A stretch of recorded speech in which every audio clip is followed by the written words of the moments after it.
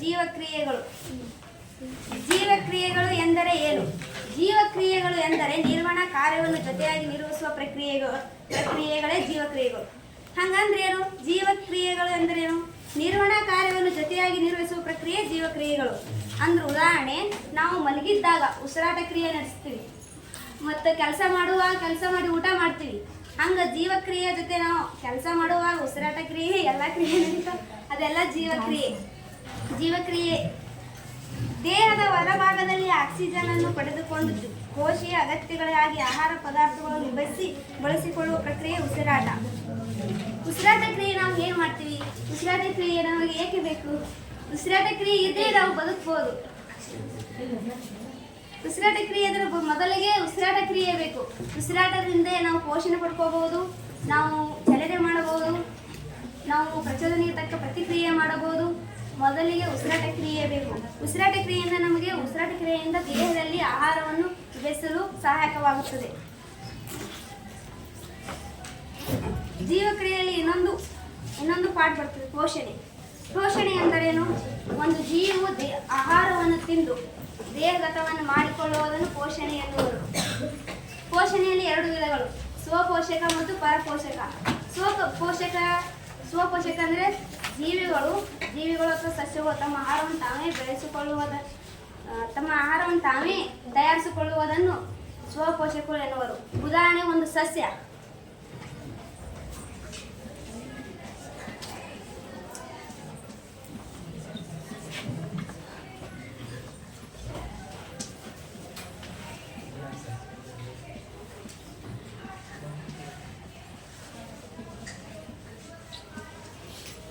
ಸಸ್ಯವು ಸೂರ್ಯನ ಬೆಳಕನ್ನು ಹೀರಿಕೊಂಡು ಎಲೆಯಲ್ಲಿರುವ ಕ್ಲೋರೋಫಿಲ್ನಿಂದ ಆಹಾರವನ್ನು ತಯಾರಿಸಿಕೊಳ್ಳುತ್ತದೆ ಮತ್ತು ಗಾಳಿಯಲ್ಲಿರುವ ಕಾರ್ಬನ್ ಡೈಆಕ್ಸೈಡ್ ಅನ್ನು ಬಳಸಿಕೊಂಡು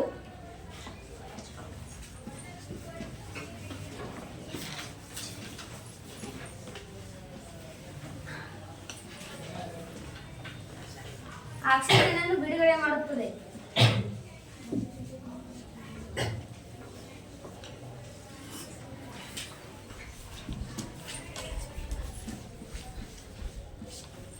ಇದೇ ರೀತಿ ಕ್ರಿಯೆ ಬ್ಯಾಕ್ಟೀರಿಯಾಗಳು ನಡೆಯುತ್ತದೆ.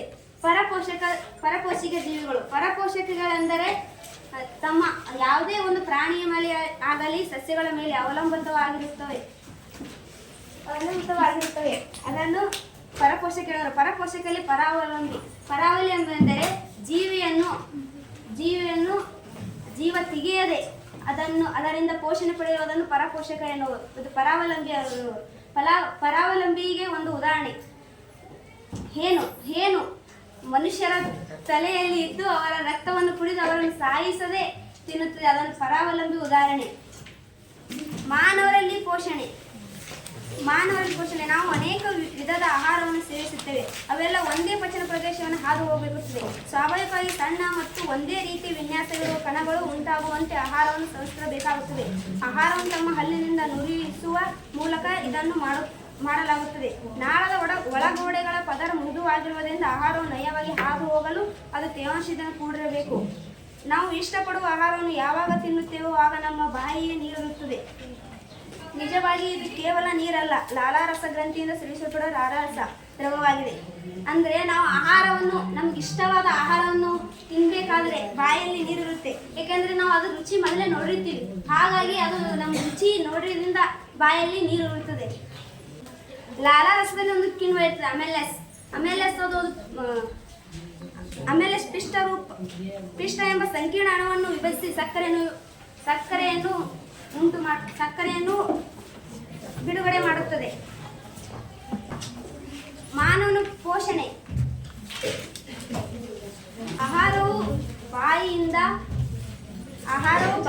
ಅನ್ನನಾಳದಿಂದ ಜಠರಿಗೆ ಪ್ರವೇಶಿಸಿದಾಗ ಜಠರಿನಲ್ಲಿ ಹೈಡ್ರೋಕ್ಲೋರಿಕ್ ಆಮ್ಲವಿರುತ್ತದೆ.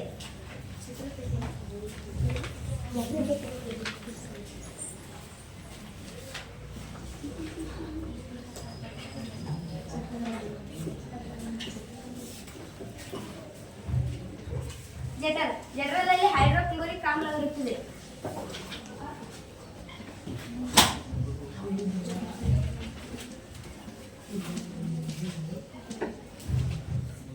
ಹೈಡ್ರೋಕ್ಲೋರಿಕ್ ನಮಗೆ ಹೇಗೆ ಅಗತ್ಯವೆಂದರೆ ನಾವು ಆಹಾರವನ್ನು ಸೇವಿಸಿದಾಗ ನಮ್ಮ ಆಹಾರದಲ್ಲಿ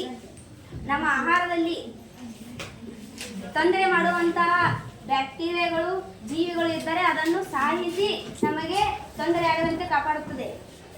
ಜಠರದಲ್ಲಿ ಒಂದು ಒಳಪದರು ಇರುತ್ತದೆ.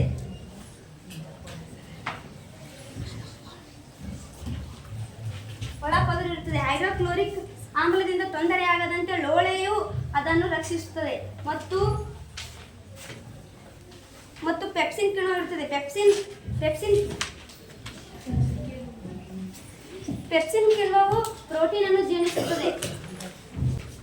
ಜಠರದ ಕಾರ್ಯ ಮುಗಿದ ನಂತರ ಆಹಾರವು ಸಣ್ಣ ಕರಳನ್ನು ಪ್ರವೇಶಿಸುತ್ತದೆ. ಸಣ್ಣ ಕರಳು ಕಾರ್ಬೋಹೈಡ್ರೇಟ್ ಮತ್ತು ಪ್ರೋಟೀನ್ಗಳು ಮತ್ತು ಕೊಬ್ಬಿನನ್ನು ಪಚನವಾಗುವ ಸ್ಥಳವಾಗಿದೆ. ಆಹಾರವು ಜಠರದಿಂದ ಸಣ್ಣ ಕರಳಿಗೆ ಪ್ರವೇಶಿಸುವಾಗ ಆಮ್ಲೀಯವಾಗಿರುತ್ತದೆ. ಆದ್ದರಿಂದ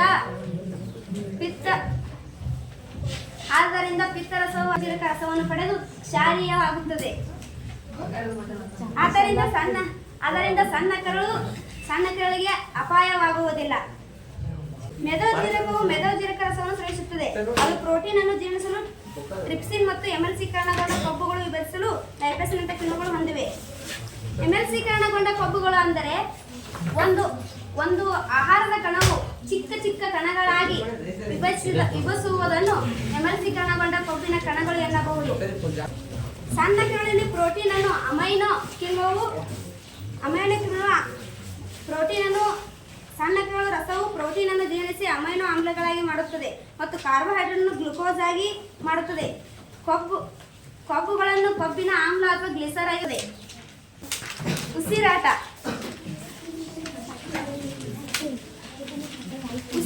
ವಿವಿಧ ಪ್ರಕ್ರಿಯೆಯಲ್ಲಿ ನಡೆಯುತ್ತದೆ. ಮೊದಲನೆಯದಾಗಿ ಆಕ್ಸಿಜನ್ ಉಪಸ್ಥಿತಿಯಲ್ಲಿ ಆಕ್ಸಿಜನ್ ಉಪಸ್ಥಿತಿ ಎಲ್ಲಿ ನಡೀತದ?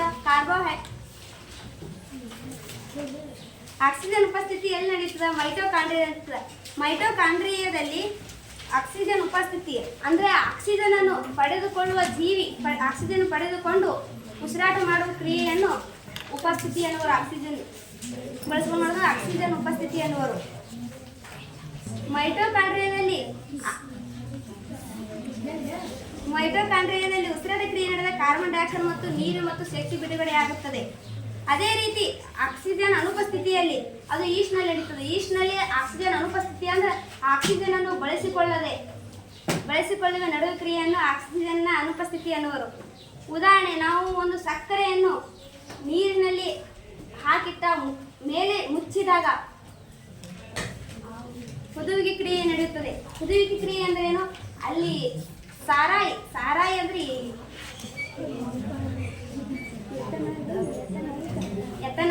ಎಥನಾಲ್ ಉತ್ಪತ್ತಿಯಾಗುತ್ತದೆ. ಎಥನಾಲ್ ಅದರ ಪ್ರಕ್ರಿಯೆ ಅದು ನೀವು ಮುಂದಿನ ಅಧ್ಯಾಯದಲ್ಲಿ ಕಲಿಯುತ್ತೀರಿ.